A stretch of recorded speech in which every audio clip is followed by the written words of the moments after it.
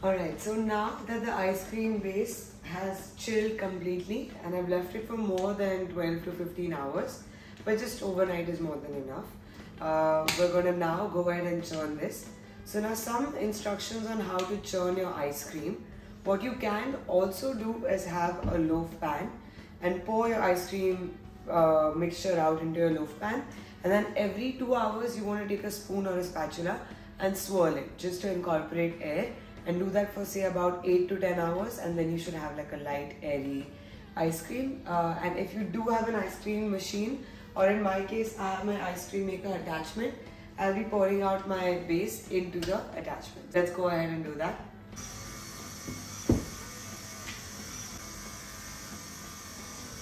Alright, so now that that's done, we're going to let that run for about 30 minutes as per the instructions on the packaging of the attachment. So go according to whatever your ice cream machine recommends you to do, and we can go ahead and start on some of our delicious add-ins as well.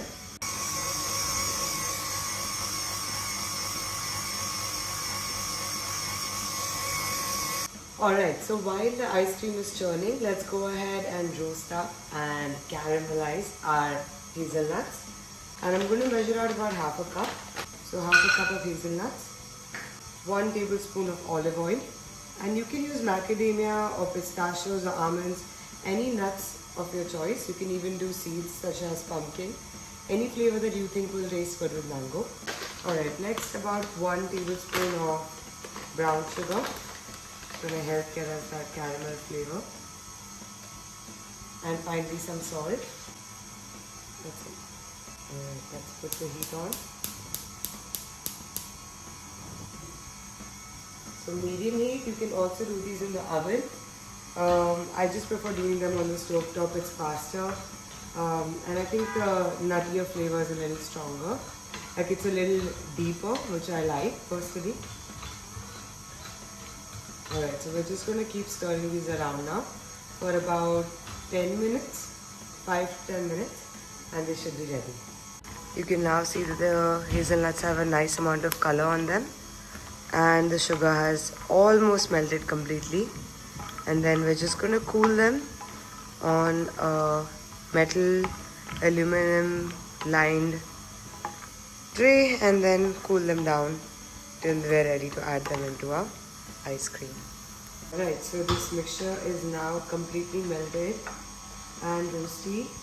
We're going to transfer this to a plate that's lined with aluminum, and we're going to refrigerate this now as we wait for the ice cream to churn and get ready.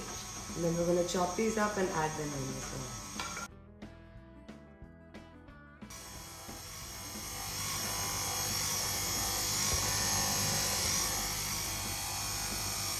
Alright, so the ice cream is almost done churning, and now we're going to chop up our hazelnuts. I'm going to add some raw ones as well, and I also have some chopped up mango which we're going to add into the ice cream before we set it. So let's go ahead and do that.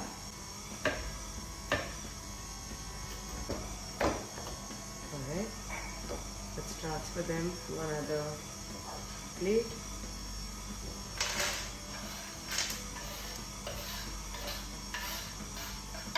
Alright, I'm going to do the raw ones as well now.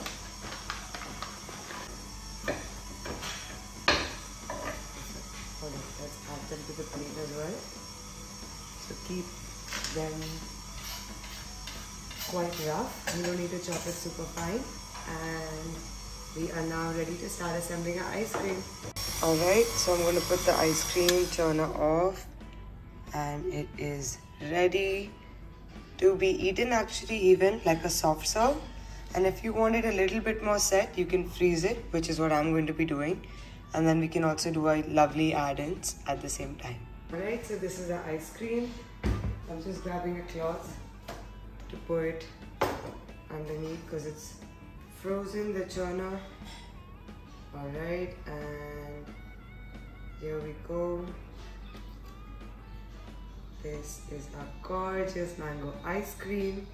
Alright, let's go ahead and start assembling it. So as you can see, it's already quite set.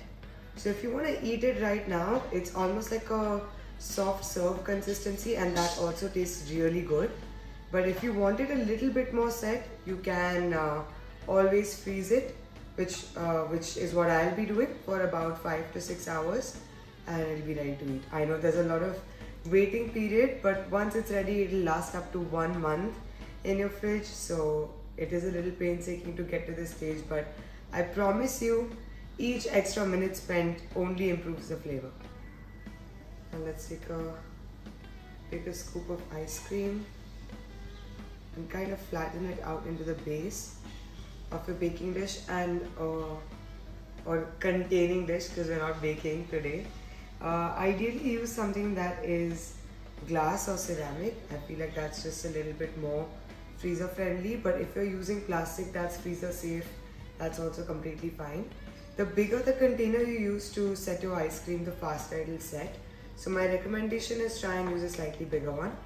Alright, so let's do a sprinkle of our hazelnuts, super light, and let's do a layer of mango. So just some fresh mango. We're just gonna distribute this out evenly.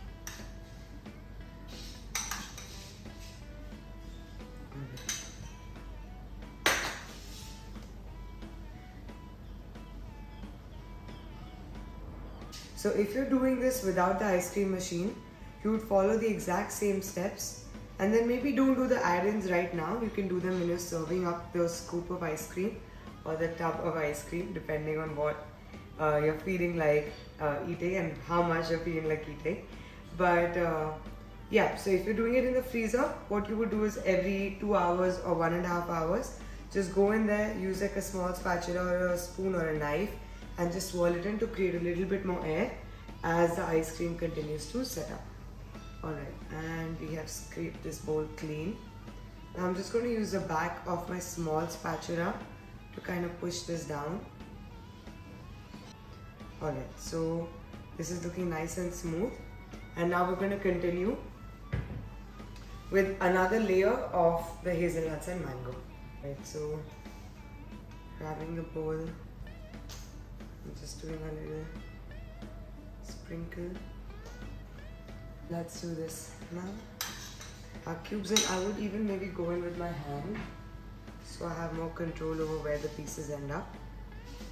Of course, my hands are clean, so make sure that yours are as well.